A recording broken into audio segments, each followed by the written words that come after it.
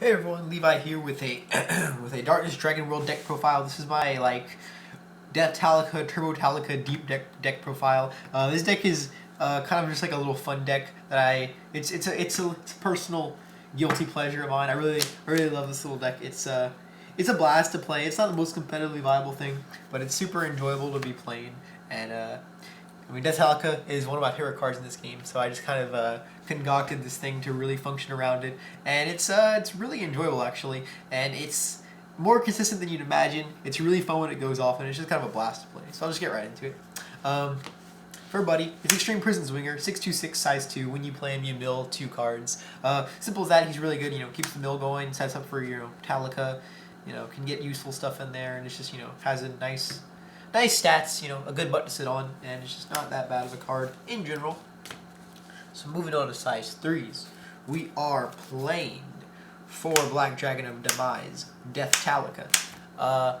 Pay 4 gauge and then send all the deep cards in your drop zone into his soul. Double attack 10-2-3, and if he would ever leave the field or be destroyed by attack, you can negate the attack or keep him on the field by sending 3 cards from his soul to the bottom of the deck.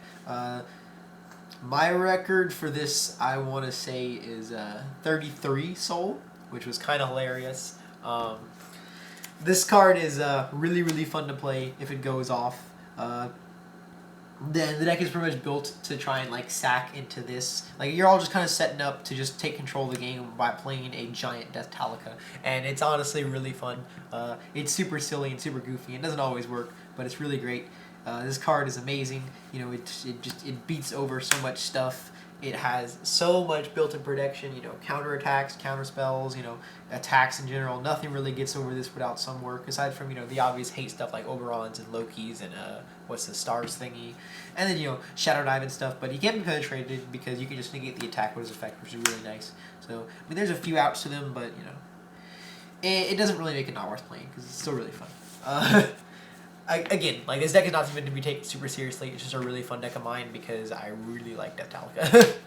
So, moving on to other size 3s, we play 4 of the Man of the Hour, Graveyard of Demonic Swords, Greybard, Baybard, Gaybard, whatever you call him, whether you love him or you hate him.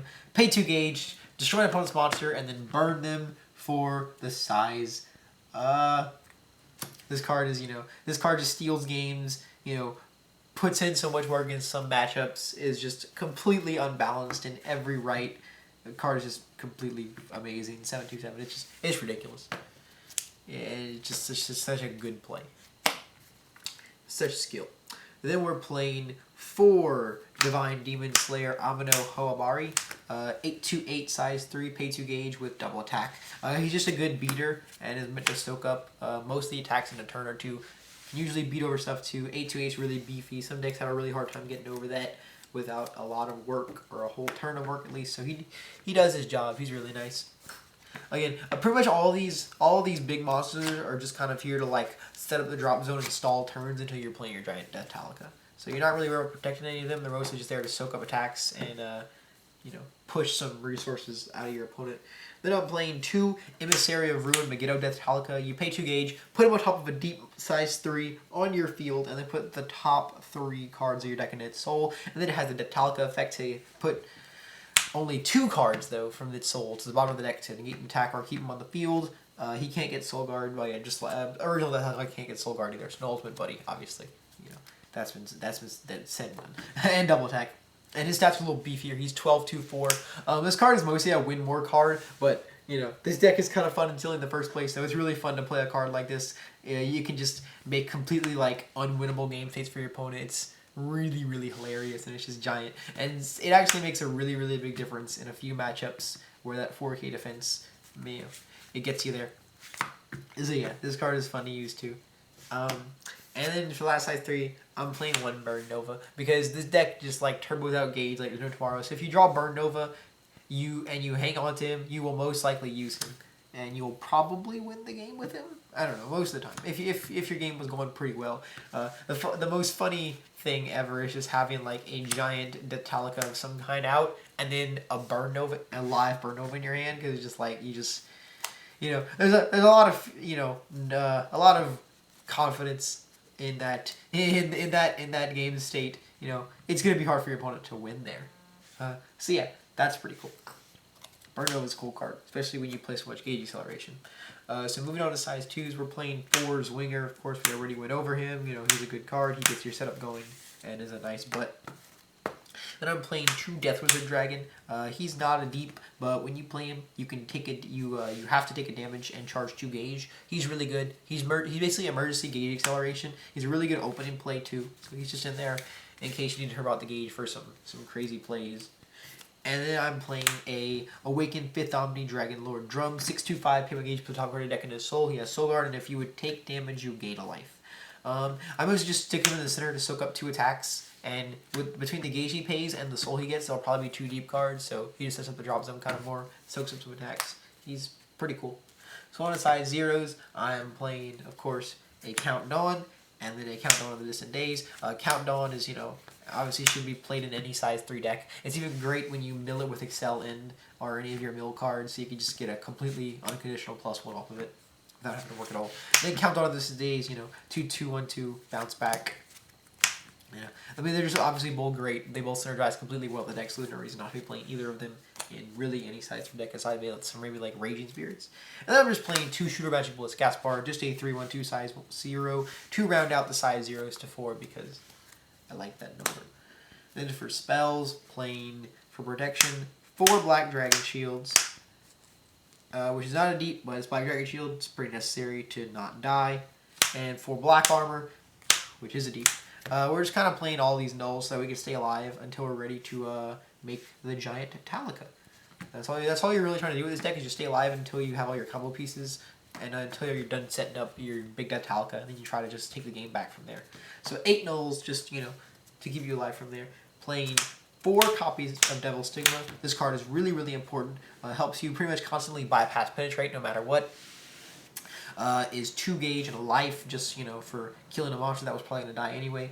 Makes your Wombo combo like 6 gauge Death Tallica plays super live all the time. You need to see this card really consistently to keep your gauge up between playing all your big size 3s and then be able to play Death Tallica. This Devil Stigma is really, really important, so you got to draw it. So you got to play 4. It can be a bit of a dead draw sometimes, but you have to be able to see it, so 4 is just really necessary because there's no other natural gauge acceleration.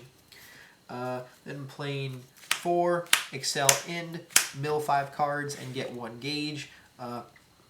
Really, really good. Pretty much gives your Tallica an extra 2 lives automatically as long as you mill all deeps, which is really, really, really good. Drawing into a bunch of these and then, Turbo Tallica. It's obviously the name of the game here is what we're trying to do. So you want to hold on to as many of these as you can. You need to see as many of these as you can so you can make your Death Tallica even more threatening. And it's pretty hilarious when you just... When you start your turn by playing like one of these, your opponent knows something's about to go down. And you like play another one, and your opponent's like, oh jeez, what a disaster. 4 Abyss Symphonies, life break 6 or less, pay 1 gauge, draw 2 cards. Very, very important. This deck doesn't have a lot of natural defense. Your monsters aren't that giant, and you only have the 8 nulls, 4 of which are just white Dragon Shield clones. So you're generally gonna be losing life pretty quickly in this deck, so you need this to be able to draw into all your pieces as fast as you can. It's really, really important to have that kind of draw power in a deck that needs all its pieces like this, so it's just, really, really great draw power. Then, as a Tekken, I'm playing 2 Bloody Dance, just Drago Energy for deep. All your monsters except for Death Wizard Dragon are deep, and you probably won't be Drago Energy into him anyway.